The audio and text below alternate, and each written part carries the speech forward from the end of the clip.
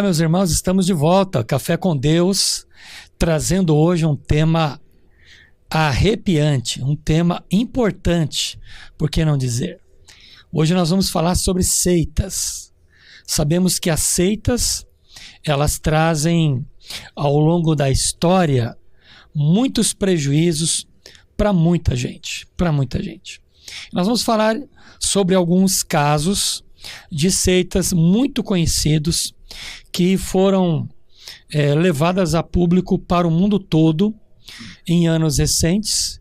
Nós vamos falar um pouquinho disso e trazer aqui um alerta para você, internauta, para você verificar se você não está fazendo parte de uma seita e você precisa fazer algumas mudanças na sua vida. Então o tema é picante, o tema é arrepiante, porque nós vamos falar de coisas muito sérias e muito feias que foram feitas em nome de Deus em muitas seitas pelo mundo afora. Vamos trazer aqui casos que foram muito fortes nos Estados Unidos, no México e no Japão. Então, está começando o Café com Deus, o seu podcast, o meu, o nosso. Café com Deus é o seu podcast de teologia. Claro, hoje, abrilhantando sempre o nosso programa, a figura cativa, Pastor César Ferreira. Seja bem-vindo, pastor. Muito obrigado, meu pastor Marcos Rulli. Muito obrigado a todos vocês que nos dão o prazer da companhia. Um pouquinho resfriado, mas vamos lá porque promete. Gente, a voz dele está mais grave hoje, né? Já é grave normalmente, imagina resfriado. Mas estamos aqui e Deus vai nos dar um programa com certeza abençoado, enriquecedor. Pastor César tem muito conteúdo, nós sempre estamos aí trocando ideias nesses assuntos de seitas, não é isso, pastor César? Com certeza. Já gravamos alguns programas que dentro deles nós falamos sobre essas questões. Sim, de não passagem, especificamente, né, como o de hoje, mas nós vamos abordar alguns temas. Pastor César, nós sabemos, e isso nos incomoda bastante, porque nós temos tentado e temos nos esforçado para sermos pastores sérios, levando com muita seriedade a palavra de Deus. Mas o nosso internauta, talvez que está ali nos assistindo e vai compartilhar esse episódio, pode ter percebido isso, que as seitas, elas causam muitos prejuízos na vida das pessoas. Elas destroem pessoas, elas destroem a vida da pessoa, destroem famílias, destroem relacionamentos, separam amizades.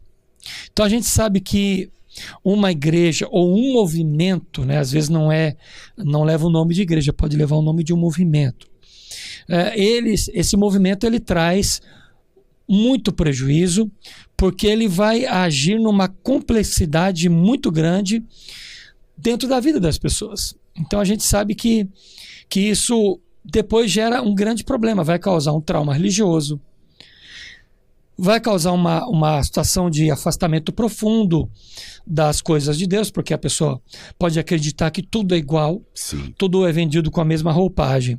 Então as seitas, elas têm esse poder de atraírem as pessoas e depois separarem as pessoas. Então, eu acredito, pastor César, e a gente compactou da mesma ideia, de que uma seita, ela traz um prejuízo nessa questão, e uma grande característica, para você internauta sempre ficar alerta a isso, a maior característica de uma seita é ela fazer uma exclusividade. É isso, pastor César? Isso. Então, eu queria que você comentasse um pouquinho para os nossos internautas essa questão da exclusividade que a seita ela prega e ela vai trazer ali uma separação muito específica. Comenta para a gente um pouquinho sobre isso. Esse assunto é sério, né? Sério. É de utilidade espiritualmente pública, né?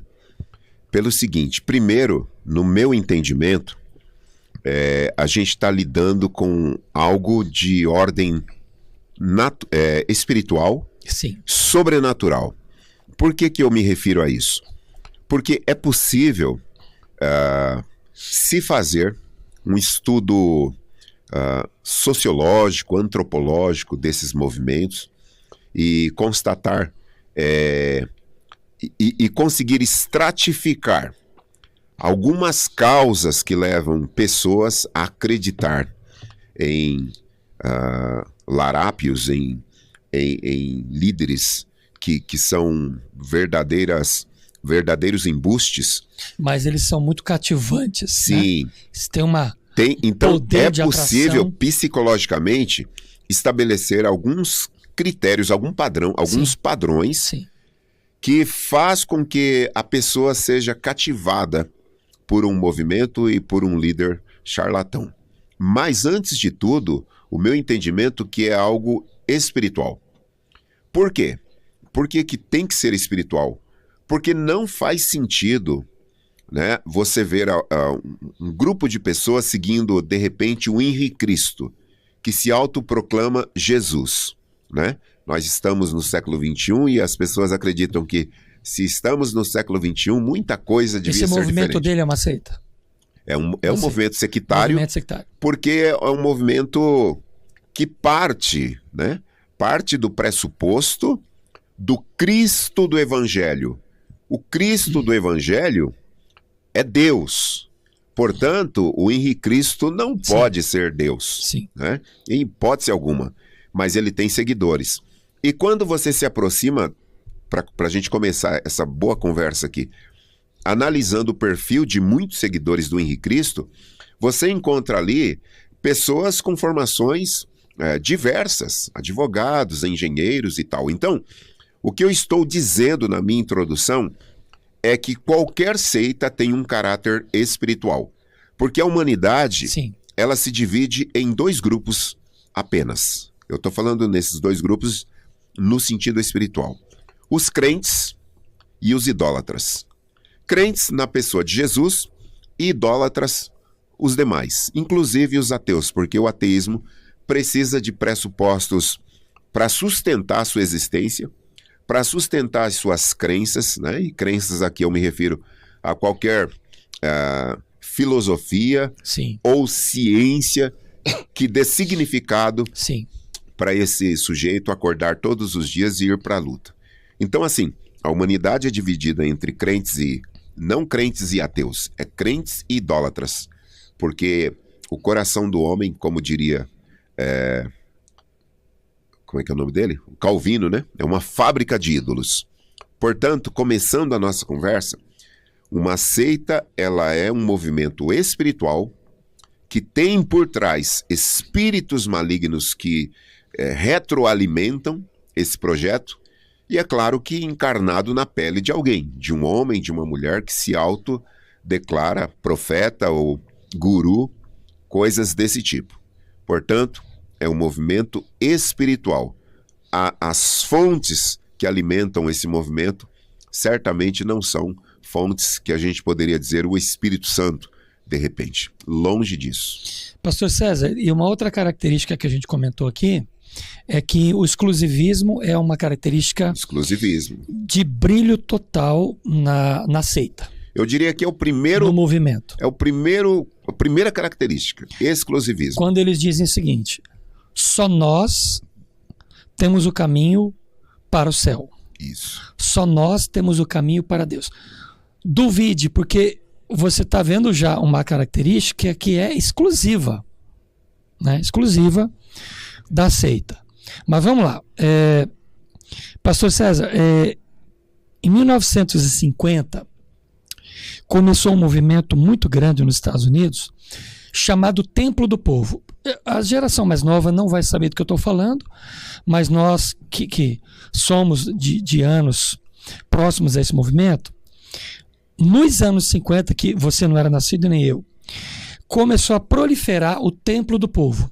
O Templo do Povo foi um movimento nos Estados Unidos muito grande, fundado pelo Jim Jones. Jim Jones, talvez a seita mais conhecida no mundo e que trouxe muito prejuízo e morte para a vida de pessoas. O ideal do Jones era criar um paraíso socialista. Só como é que ele ia criar isso dentro dos Estados Unidos? Não dava, porque os Estados Unidos é um país democrático e cristão. Então o Jim Jones, ele dos anos 50 até o quase final, metade para o final dos anos 70, ele ajuntou dinheiro e ele conseguiu comprar uma fazenda, que todos nós sabemos, já acho que teve 2 ou 3 filmes da história do Templo do Povo, e com esse dinheiro ele conseguiu comprar uma fazenda na Guiana. Essa Guiana que é país vizinho aqui ao Brasil. E ele conseguiu comprar essa fazenda para que ele montasse o grande sonho de um paraíso socialista, que não haveria então fronteiras de raça ou nacionalidade. Então, o Jim Jones se apropriou de boas pessoas com ideias cativantes e começou nesse movimento a realizar o seu trabalho. Então, em 1975, 2 anos antes da tragédia, ele convenceu, pastor César, cerca de 900 seguidores. Veja o poder dele. 900 seguidores a se mudarem dos Estados Unidos para a Guiana. Uhum. E aí, na época, a Guiana era uma ex-colônia britânica. Hoje é um país, né?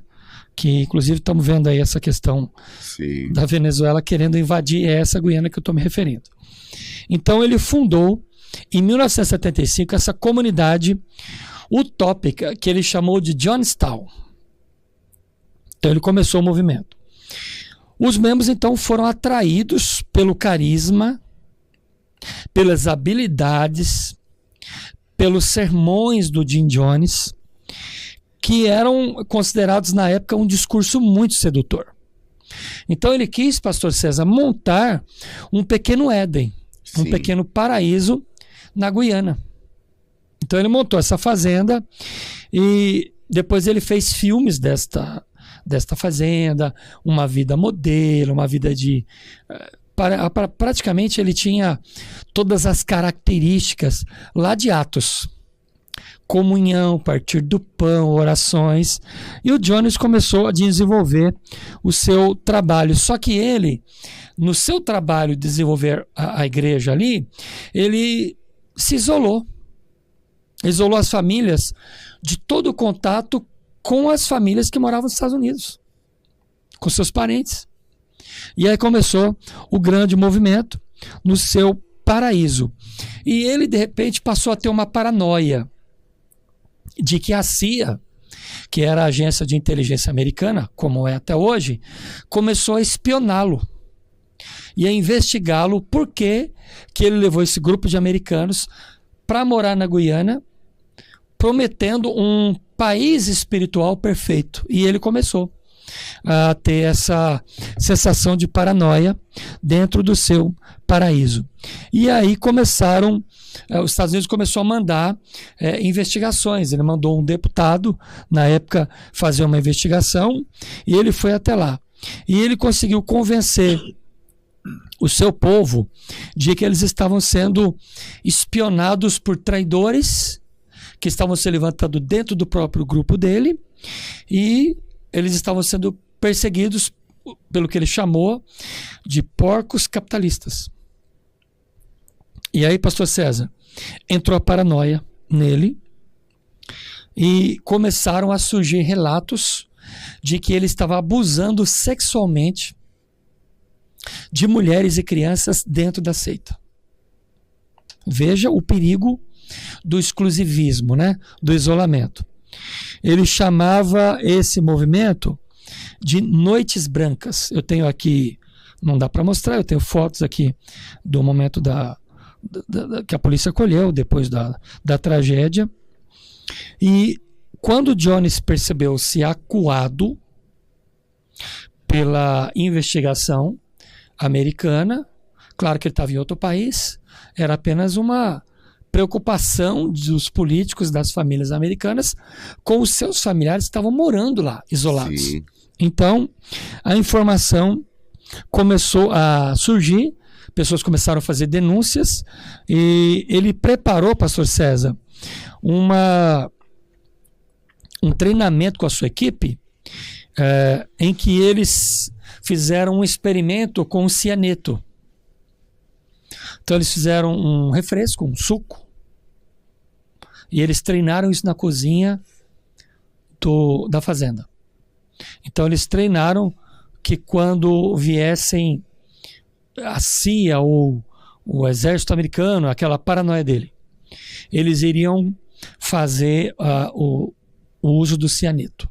Então eles temperaram o cianeto em muitas vasilhas grandes com um refresco, a gente conhece aqui como suco, né? Prepararam para a visita de um deputado americano naquele dia. Então o deputado veio com a sua equipe num avião pequeno e eles pousaram ali no campo próximo à fazenda e foram recebidos pelo Jim Jones, e ele mostrou todo o modelo de trabalho, mostrou a fazenda, como funcionava, e ao final da visita, quando o deputado retorna para o avião, ele combina com os seus seguranças e eles executam o piloto, o copiloto, o deputado, todos que estavam com ele.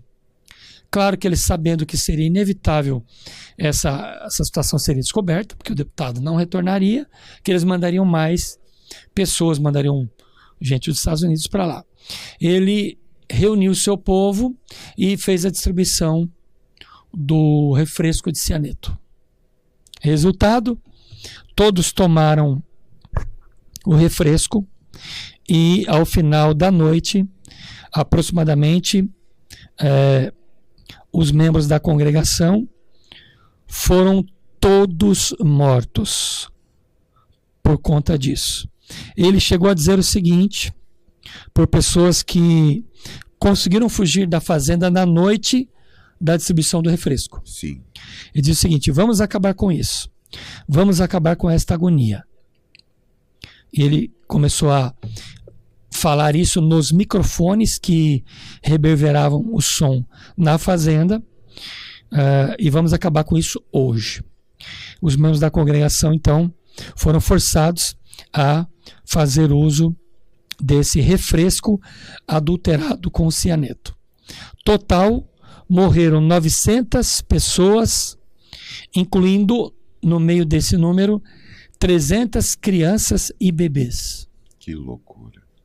Veja, pastor César, o nível a que chegou o massacre, que ficou conhecido como massacre de Jonestown. Então, esse é o problema de uma seita, porque todos ali estavam muito bem catequizados pelas palavras do Jim Jones. Agora, só acredita, pastor César, que hoje, é claro, é mais sutil, mas ainda existem movimentos tão fortes quanto só não bebem veneno, mas separam as pessoas? Acredito, e existem aos montes, porque normalmente a gente percebe um padrão nesse modelo. É sempre o mesmo. É carismático, é profeta. Profeta em que sentido? Deus falou comigo, não dá para checar o que Deus falou, porque é bem subjetivo. Sim. Tem uma causa e depois avança para o exclusivismo, que é justamente a salvação. A causa é sempre Cristo. A causa é sempre boa. É o que é dito. A causa, ela é sempre nobre. A causa, ela é sempre sedutora. Porque senão não tem adesão. Então, no primeiro momento, a pessoa se aproxima daquilo e veja uma coisa interessante. Essa questão da causa. Nós estamos atravessando uma tragédia no Rio Grande do Sul, né? Nós estamos agora, 2024, fazendo esse programa, então está acontecendo esse Está acontecendo agora, nessa semana. E o Brasil inteiro se mobilizou. Porque quando existe uma causa, é realmente assim, da humanidade, né? Eu falo do brasileiro médio, é da humanidade do brasileiro arregaçar as mangas e ir lá como voluntário ou mobilizar as instituições para arrecadar mantimentos e fazer toda essa logística nacional. Então está no ser humano esse princípio de altruísmo, e principalmente quando se tem uma causa. Então esse líder é um profeta, Deus mostrou, Deus me falou, Deus me revelou, não dá para checar porque é uma questão muito subjetiva.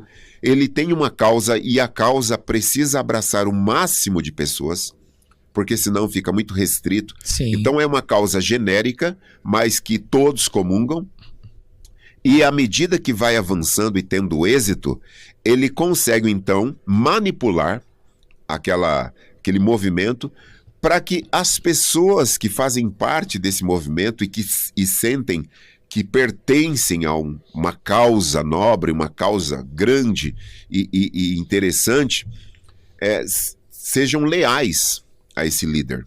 A tal ponto que, como que a gente tirar explica sua própria vida como saírem dos Estados Unidos para ir para Guiana? Assim, já só essa mudança, esse cara é muito forte, foi muito forte realmente. E isso significa dizer que a manipulação, ela começa levemente, a pessoa se aproxima, é um líder carismático, é um líder que sabe se comunicar, é um líder que sabe fazer a regimentação desse engajamento em volta de uma causa. Só que as garras só vão aparecer depois. Então, se existe isso no Brasil, existe sim. Nós temos movimentos vertente ortodoxa do cristianismo, né? Então, nós temos aí movimentos sectários que controlam a mente do seguidor, do fiel, que isola esse seguidor da família, da sociedade. Nós temos, por exemplo, testemunhas de Jeová, os Mormons, que eles são isolados. Normalmente uma seita é extremamente organizada, porque a organização de uma seita faz com que o fiel sinta orgulho de pertencer. Ele vai dizer assim, lá tudo funciona. Sim. E essa rigidez na funcionalidade é parte da estratégia da manipulação. Porque qualquer desalinhamento, por menor que seja, é denunciado. Fulano não está fazendo como foi colocado. Então, a organização de uma seita é rígido, porque faz parte do modelo de negócio, né? A gente coloca assim. E existem no Brasil alguns movimentos que realmente trazem assim características bem fortes. Só que essas seitas, esses movimentos, eles podem não dar esse refresco que o Jim Jones deu, que na verdade é veneno, mas estão matando a alma e a eternidade dessas vidas. É diferente, mas é letal. É letal. No seu objetivo. Sim. Pastor César, algumas pessoas que haviam se escondido na época, então sobreviveram. O Jim Jones foi encontrado morto com um tiro na cabeça. Ele não tomou veneno. Uhum. Pastor, segundo os médicos, eles falam o seguinte, que o cianeto, ele mata instantaneamente, mas é muito rápido, mas não é indolor.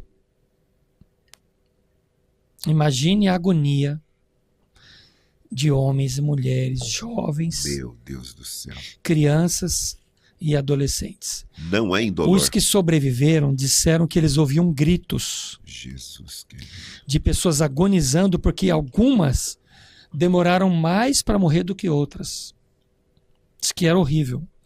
E eles ficaram escondidos até que o silêncio tomou tudo, não houvesse mais ninguém vivo, e eles saíram da floresta buscando ajuda para que fossem encontrados. Veja a gravidade do negócio.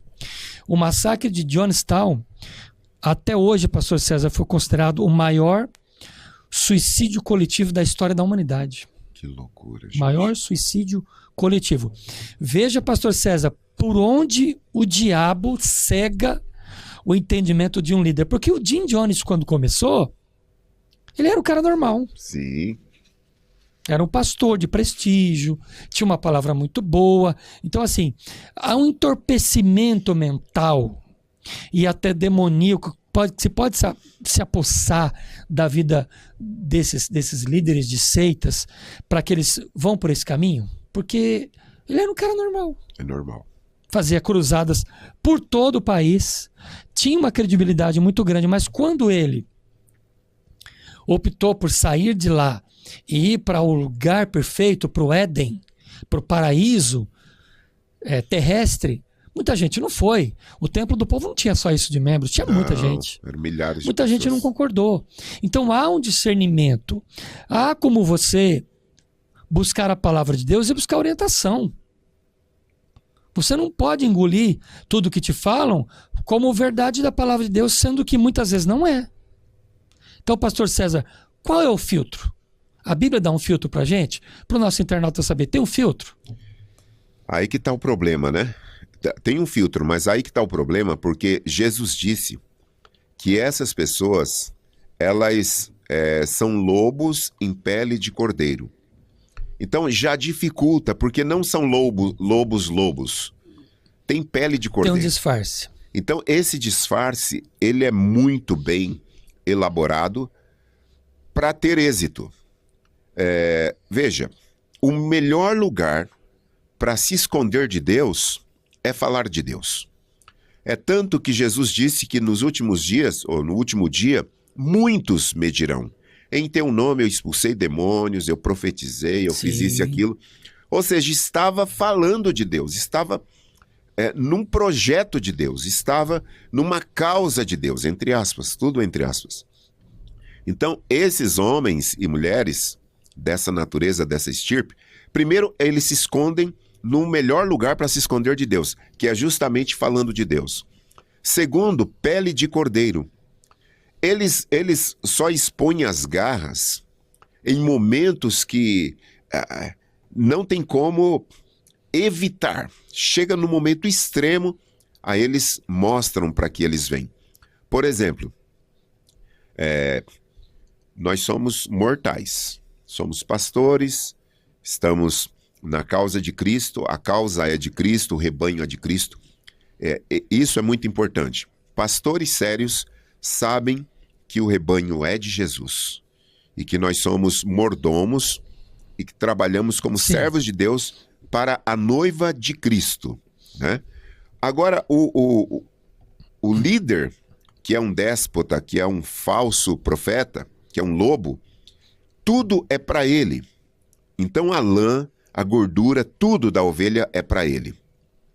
E tem uma outra coisa importante também nesse modelo, é que esses líderes, né, de repente eu ou o senhor fica um dia lá aborrecido, chateado com alguma coisa, normal. Só que esses líderes, que são falsas ovelhas, são lobos, ou seja, natureza é de lobo, se eles, em algum momento, o processo lá da liderança deles, eu quero essa caneca aqui, se não está aqui, a maneira como ele expõe aquele indivíduo que cometeu o pecado mortal de deixar essa xícara do jeito errado que ele combinou, é sempre de uma maneira exacerbada. Porque esses líderes, eles são semideuses. Eles querem ser tratados como se fossem Deus. Se saiu do eixo, você vai conhecer a mão pesada desses homens, a maldição que eles são capazes de rogar na direção daquele que se opõe, justamente porque não são ovelhas, são lobos. E lobo que é lobo, na primeira oportunidade, ele vai devorar. Ele se segura por conta do negócio. Como disse o apóstolo Pedro, por avareza farão de vós negócio. Então, para ele, é só um negócio. Os liderados é um meio de produção, é uma mão de obra gratuita para um projeto de poder pessoal. Então, nós estamos diante realmente de um larápio. Pastor César, o senhor acredita que o charlatanismo hoje, ele está tão grande quanto nessa época do Jim Jones, mais sorrateiro, mais escondidinho, para que ele prolifere um pouco mais? Eu acredito. Porque a gente vê muita coisa que não está na Bíblia. Acredito, porque assim... Está se praticando em nome da Bíblia. Exatamente. Então, o que nós temos? Nós temos... os falsificadores do evangelho, que Paulo denunciou, Pedro denunciou, Jesus falou disso. E quando nós falamos de falsificação, nós falamos de estelionatário. Por quê? O que é um estelionatário? Se não aquele que usa um documento falso, aquele que faz o negócio, mas na verdade são escusos. Ou seja, a pessoa não aparece. Então, nesse sentido... todo projeto, todo movimento em que aquilo que parece o evangelho não é um charlatanismo. Por quê? Porque o charlatão, ele não precisa, para ser um charlatão, ter traços de um criminoso, por assim dizer, que você olha e fala assim, meu Deus, né? É visível que esse sujeito realmente é um trapaceiro. Não. É um estereótipo que engana, que seduz, que arrebata as pessoas após si. Como nós temos um caso, né, na Bíblia de Simão, o mágico, lá Sim. em Samaria. Ele se converte, ele se batiza, ele segue Filipe, ele está entre os apóstolos. Chega o apóstolo Pedro, começa, pelo poder do Espírito Santo, a fazer maravilhas ali em Samaria. E esse sujeito, que ontem era do ocultismo, agora parece um crente, ele disse para Pedro, olha, se eu te der tanto em dinheiro, você me ensina esse truque?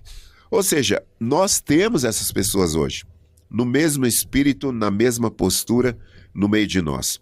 Ficam entre nós justamente para entender como funciona na cabeça dele uma dinâmica religiosa para sair aplicando golpes.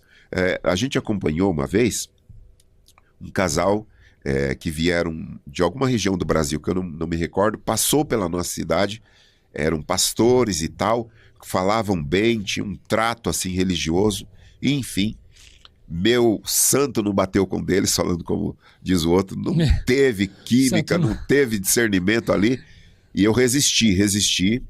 Algumas pessoas queriam que a gente desse oportunidade, mas eu não tinha paz. Tempos depois saiu no jornal que eles eram procurados. Então, assim, é o que eu digo. Vêm em nome de Deus, pregam em nome de Deus, e aí as pessoas acham que é homem de Deus. Pastor, é interessante que mesmo com toda a nossa cultura religiosa, digamos assim, no Brasil, e a informação, tem gente sendo enganada. Tem. Ludibriada de forma terrível, sem se dar conta. Então aqui é um alerta para todos, né? Um alerta para a gente avaliar essas questões. Agora vamos falar de outra situação, pastor César. Uma outra situação que aconteceu foi em 1993, a igreja chamada Ramo Davidiano. Sim. Foi lá no estado do Texas, na cidade de Waco. O Ramo Davidiano foi uma seita que foi fundada em 1955, derivada de um grupo que saiu da Igreja Adventista do Sétimo Dia. Que em 1981, pastor César, encontrou o Vernon Howell, um jovem que tinha uma família disfuncional, e ele já tinha até antecedentes criminais, mas ele entrou para a igreja. Sim. Entrou para a igreja, mas ele tinha acusações não provadas de sexo com uma menor de idade, e mesmo assim ele entrou para a seita. Uma habilidade, uma fala, de uma inteligência fenomenal. Então ele entrou para a seita Ramo Davidiano, que eram dissidentes da Igreja Adventista, e ele começou a se projetar dentro desta igreja, desta religião. Tempos depois ele mudou o nome para David Koresh. David Koresh. Para que ele pudesse projetar uma identidade bíblica, é o que você falou. Veste uma roupagem, né? Sim. São lobos que se vestem como ovelhas. Eles usam a roupa da ovelha. Foi o que o David Koresh fez anos antes de 1993, quando foi o episódio. E aí, após uma disputa pelo domínio da seita da igreja, ele se tornou líder supremo dos Davidianos.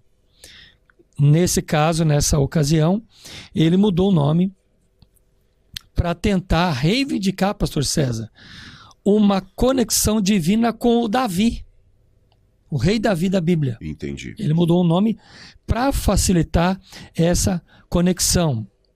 Então ele fez essa modificação. Ele assumiu então um papel messiânico. Ele estava dizendo que ele estava representando o Cristo, se autodeclarando como o último profeta e afirmando ter recebido, pastor César, o mesmo nível de inspiração de Jesus. O mesmo nível. E o que a Bíblia diz para nós? Virão muitos em meu nome dizendo, eu sou Cristo. Sim. Como pode, pastor César, no meio de todas as advertências que Jesus falou, pessoas que ainda acreditam em outros que se intitulam Cristo.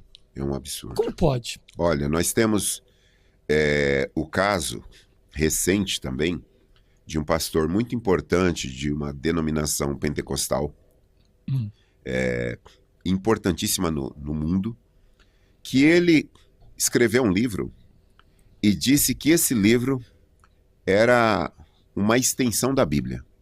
E que quem lesse esse livro, só de pegar no livro caía. E aconteceu de alguns pastores brasileiros irem para essa igreja nos Estados Unidos. Esse pastor que eu me refiro é brasileiro, mas com residência nos Estados Unidos. Sim. E muitos pastores, homens de Deus aqui do Brasil, eu não sei, é um negócio maluco, endossaram esse movimento, né? Não vou falar o nome desse pastor, porque é muito conhecido. Pegava o livro e caía para trás. Então, assim, como que você percebe quando nós estamos diante de um charlatão? É quando o indivíduo promete aquilo que ele não vai entregar. E aqui tem um fato curioso, porque quando você vê na televisão, na internet, a pessoa dizendo assim, ó, olha, pessoal, tome essa água durante uma semana e você vai perder 25 quilos. É só tomar água, não tem mágica nenhuma, pessoal. Liga agora para o número que está aparecendo na sua tela, tem um QR Code aqui desse lado, coloca o seu celular e você vai emagrecer durante essa semana 25 quilos. Não existe isso. Não existe isso. Então, o charlatão, ele promete, porque ele está tão focado na ganância dele, que ele nem... Aí entra o descuido, porque não tem crime perfeito. Então, uma hora ou outra, ele vai soltar coisas e começa a soltar. Por quê? Porque tem gente que vai comprar a água do copo do bispo, do pastor, do apóstolo, porque ele disse que em uma semana perde 25 quilos. Ninguém perde 25 quilos tomando água, pessoal. Então, assim, o falso profeta, ele vende o que ele não vai entregar. Você compra, você não vai receber, e depois você vai culpar Jesus, vai culpar os crentes, vai culpar um monte de coisa. Falar que todas as igrejas são iguais. Todas são iguais. Exatamente. É isso. Misericórdia, pastor. Misericórdia. É isso, é muito sério. Pastor, o David Koresh, ele fez o mesmo que o Jim Jones. Ele montou uma fazenda e levou o povo para lá. Claro que o número era bem menor. Ele montou essa fazenda e chamou ela de Monte Carmel. Olha só. Conforme a Bíblia, Monte Carmel. Lá, pastor César, se apropriando do tempo dessas pessoas e vivendo nessa fazenda aí, tirando todo o sustento, eles não precisavam mais sair para fora da fazenda. Se manteriam na fazenda. Ele induziu a eles praticarem casamentos espirituais, em que todas as esposas dos maridos lá do vilarejo, que eram membros da sua igreja, né? Esposas dos maridos que eram membros da sua igreja, deveriam ter relações com seus esposos, mas também relações com o David Koresh. E aí virou uma mistura terrível. Começaram a ter muitas mulheres grávidas do suposto Jesus, que era o David Koresh. Do suposto Messias. Pastor, nós estamos falando dos Estados Unidos. Não estamos falando de um país pobre da África, de um país pobre das Américas. Estamos falando dos Estados Unidos, né? Acredita-se que David Koresh teve mais de 10 filhos com as esposas que não eram suas, que tinham maridos legítimos morando dentro da fazenda, né? As acusações de abuso sexual começaram a ser levantadas dentro da propriedade, dentro da fazenda do Monte Carmel. Também, pastor César, quando os seus moradores saíam de lá, os homens, né, que saíam da fazenda e iam para as cidades, eles acabaram comprando armas, porque o David Koresh também colocou essa teoria de perseguição e ele começou a montar um exército. Sim. Com armamentos para resistir a uma futura invasão, que ele chamou de Exército de Deus, dentro da fazenda, e eles começaram a vigiar o complexo para que ele pudesse proteger o seu povo das influências externas. Mesmo padrão do Jim Jones. Mesmo padrão. A diferença é que ele estava num lugar mais de acesso mais fácil. Depois de muitas denúncias, quando as pessoas saíam de lá, fugiam, elas começaram a fazer as denúncias. Então a polícia, depois o FBI, começou a fazer uma investigação. E aí, no final de tudo, eles tiveram autorização da justiça para fazer um cerco na propriedade para tirar as pessoas de lá. Mas eles sabiam que ele estava guardando armas e que esse cerco seria feito, mas que haveria resistência. Pastor César, o cerco durou 51 dias. Que loucura. Tal era o nível de preparação militar armamentista do David Koresh. Então eles fizeram um cerco e, apesar das negociações da polícia, da liberação de alguns membros da seita, do ramo davidiano, foram libertados alguns menores de idade. No dia 19 de abril, as autoridades, 19 de abril de 1993, as autoridades deram início à investida contra o complexo, lançando gás lacrimogênio, houve troca de tiros e horas depois foi causado um grande incêndio. Em questão de minutos, o Monte Carmel, a propriedade da fazenda, foi reduzida a cinzas e resistiram até a morte naquele dia e morreram 79 pessoas do ramo ou seita davidiana que morreram junto com o David Koresh. Não se sabe como foi causado o incêndio, mas foi causado por eles mesmos dentro do próprio complexo. E o David Koresh fez a mesma coisa que o Jim Jones. Cometeu suicídio. Atirando na sua própria cabeça. Ou seja, ele não reagiu e lutou contra a polícia para que a polícia pudesse o matar. Ele mesmo cometeu o suicídio. Então o que a gente está vendo o quê? É um padrão de engano, de entorpecimento das pessoas, pastor. Sim. Então o que a gente vê hoje nas seitas, que é uma coisa mais veladamente escondida, mas que oprime as pessoas. Aqui no caso, houve morte física, né? Então a gente sabe que isso trouxe um grande prejuízo. E até hoje, pastor César, muitos familiares que não fizeram parte dessa história choram a morte de seus entes queridos que morreram naquele dia. Que loucura. Por conta de uma ilusão que foi plantada na mente dessas pessoas. Então é o perigo de uma seita, gente. A seita, ela separa. Ela nunca traz o bem, ela separa, ela exclui, ela se elitiza, né, pastor César? Separa famílias. Ela mexe, ela manipula o psicológico do indivíduo. Totalmente. Então, assim, essa situação foi uma das mais conhecidas e da nossa história recente, para a gente poder trazer aqui informação e orientar. Então, se você perceber que você está sendo manipulada ou manipulado, isso não é Deus, isso não é Bíblia. E sabe uma coisa que o charlatão, ele consegue realmente assim prosperar, avançar, é justamente em razão da dor do indivíduo, né, de uma população sofrida. Veja, por que que isso é espiritual? Porque os Estados Unidos, né, é um país que produziu, quando a gente fala da teologia clássica, aquela mais, aquela teologia ali que nasce na Europa com bons teólogos alemães, holandeses, enfim, e aí nós temos nos Estados Unidos bons teólogos também, mas os Estados Unidos têm tradição de exportar porcaria. Porque existem muitos movimentos heréticos que nascem lá e muitas pessoas vão daqui para lá buscar esses modelos para aplicarem aqui. Então nós temos, por exemplo, saindo um pouco da questão do nicho em si, nós temos o João de Deus, que foi preso, parece que está preso até hoje. O que acontece com esse indivíduo? Porque a gente está falando de um padrão.